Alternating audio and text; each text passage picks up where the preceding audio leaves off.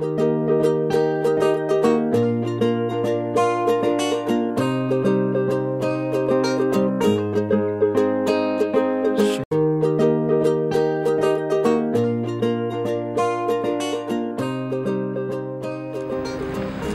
à tous et bienvenue dans cette nouvelle émission d'Astro Vidéo. Nous sommes toujours au même endroit, c'est le lac du Bois de Vincennes. Et oui, j'enregistre pour la semaine en tant qu'à faire. Et il y a plein de jolies choses qui vont se passer aujourd'hui. Nous sommes le 2 octobre 2016. On va regarder justement quels sont les aspects marquants de cette journée. Nous sommes dimanche et on va parler d'amour et d'encore d'amour. Ça tombe bien, on est dimanche, vous allez pouvoir mettre en pratique, vous allez pouvoir expérimenter l'amour et le non-amour. On va parler d'une force incroyable qui se passe dans le signe du Scorpion. Ça avantage les poissons, ça avantage les cancers, les scorpions bien évidemment.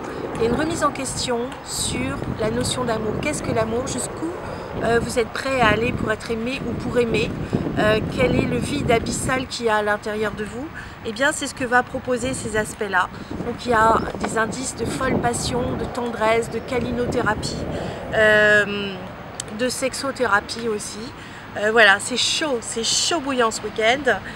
En plus, on a Mars qui est en train de se rapprocher de Pluton, maître du Scorpion, dans le signe du Capricorne. Il peut y avoir des choses très concrètes. Mars, c'est quand même l'amant. Pluton, c'est la passion. Le Scorpion, c'est le sexe. On a l'amour dedans, avec les lunes noires dedans.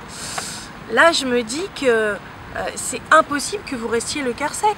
C'est pas possible. Donc là, c'est chaud dans la mesure où en plus c'est en bon aspect avec Neptune qui est l'amour romantique, en bon aspect avec l'amour séduisant, l'amour de la sensualité. Vénus, maître du taureau, la sensualité, le taureau, maître de la balance et la douceur, la délicatesse des sentiments. Vous serez des orfèvres en matière d'amour romantique. Voilà, allez vous balader la main dans la main. C'est vraiment le jour où vous allez pouvoir vraiment être heureux. Moi je pense. Mars fait un très bel aspect avec Cérès dans le signe du taureau. Donc là on est dans une action d'une grande sensualité. Ça confirme tout ce que j'ai dit. Uranus qui est quand même... Uranus c'est celui qui sort des sentiers battus, c'est l'originalité, c'est l'anticonventionnalité, c'est finalement la fidélité à condition qu'on ne soit pas obligé de l'être. C'est l'indépendance, c'est l'individualisme, c'est la fraternité. Donc là, Uranus rétrograde.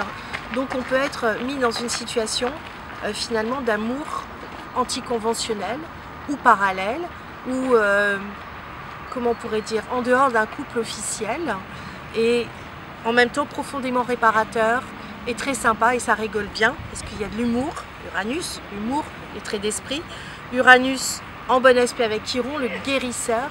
Donc il y a une réparation en matière d'originalité, en matière d'amour et de gaieté et de joie de vivre. Voilà, c'est une journée qui est consacrée à la joie de vivre.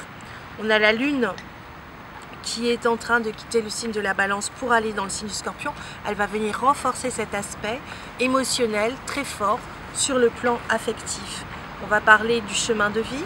Le chemin de vie, lui aussi, va favoriser cette nouvelle position sentimentale, si je puis dire, puisque le nœud nord est dans le deuxième décan de la Vierge, fait un sextile, c'est-à-dire 2 signes d'écart, 2 signes de 30 degrés chacun, ça nous fait 60 degrés, d'où le nom sextile. C'est favorable à l'amour, et même les petites vierges auront du mal à résister aux appels du charme et de la sensualité. Voilà, donc c'est un week-end qui est réservé à l'affectif. Saturne vous permettra de prendre une décision radicale. Donc si vous aviez des espoirs, ils seront peut-être déçus définitivement. C'est peut-être le moment de vous les envoyer à la trappe.